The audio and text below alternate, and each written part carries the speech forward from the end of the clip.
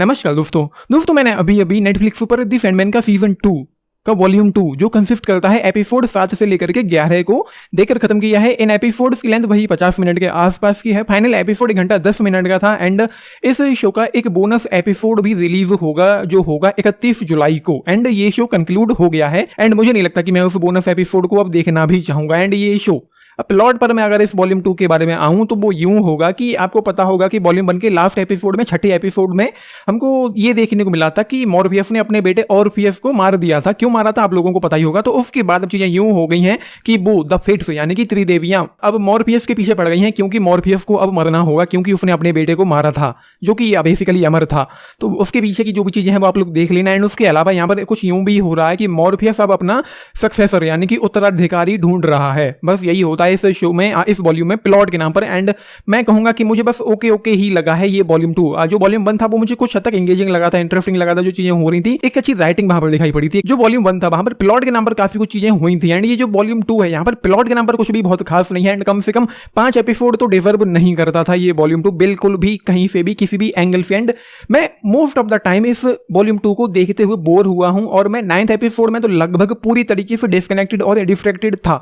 9th episode ने मुझे काफी ज्यादा बोर किया। एंड उसके अलावा भी यहाँ पर ट्रीटमेंट के नाम पर कुछ भी खास नहीं है कि ये शो, ये वॉल्यूम आपको एंगेज करके बांध करके रख पाए, या ट्रीटमेंट के नाम पर कुछ भी मसालेदार आप लोगों को देखने को मिले, या कुछ भी बहुत एक्साइटिंग हो, या कुछ भी बहुत ऐसा हो जो अच्छा लगे देखने में। बस चीजें चल रही थी एक्साइटमेंट के नाम पर, यहाँ पर मुझे कुछ भी देखने को नहीं मिला है। एंड जो फाइनल एपिसोड था, जो 11वां एपिसोड था जिसकी लेंथ 1 घंटा 10 मिनट थी, वो फिजूल में इतना लंबा एपिसोड था। मुझे ऐसा लगता है, मतलब वहां पर कुछ भी नहीं था फाइनल एपिसोड में, बस फ्यूनरल होता है, बस वही उन्होंने 70 मिनट में दिखाया है जिसमें कोई मतलब नहीं था मेरे लिए उस एपिसोड का।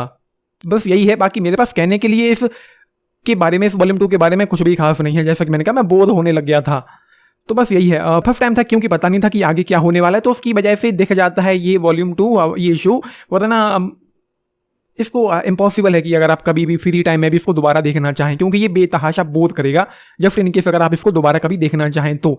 सीजन 2 के लिए ओवरऑल मैं रेट करूंगा 3 स्टार्स। बाकी 10 में से अगर आप लोग पूछें 6.5 स्टार्स। बाकी इस वॉल्यूम को मैं अलग से रेट नहीं करना चाहूंगा। तो बस यही है ये शो। एंड जैसा कि मैंने कहा है, मैं बिल्कुल भी इंटरेस्टेड नहीं हूं उस बोनस एपिसोड को देखने के लिए जो 31 जुलाई को रिलीज होगा। और जस्ट इन केस मैंने देख भी लिया तो शायद मैं रिव्यू भी नहीं करूंगा उसको। सो ये है, अगर आपने वॉल्यूम 1 देखा है, सीजन 1 देखा है, तो ऑफकोर्स इस शो को आप कंक्लूड कर सकते हैं। लेकिन अगर नहीं देखा है तो मुझे लगता है कि छोड़ दो, ये शो काफी ज्यादा लेंदी है और बोरिंग सा आपको लगेगा, कम से कम मुझे ऐसा लगता है। एंड उसके अलावा 10वें एपिसोड में जब वो किरदार अपने अंत की ओर पहुंचता है, अपने अंत पर पहुंचता है, तो वो भी मुझे बिल्कुल भी इमोशनल नहीं कर पाया। मतलब इमोशन के नाम पर वहां पर कुछ भी नहीं था जो मुझे बुरा फील हो उस किरदार को लेकर के।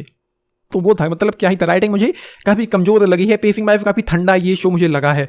सो अगर आपने देखा है, देख रहे हैं, अपने टेक्स्ट जरूर लिख के बताना। बाकी लाइक शेयर सब्सक्राइब करना चैनल को, वीडियो को and this is Nitish signing off. Thank you.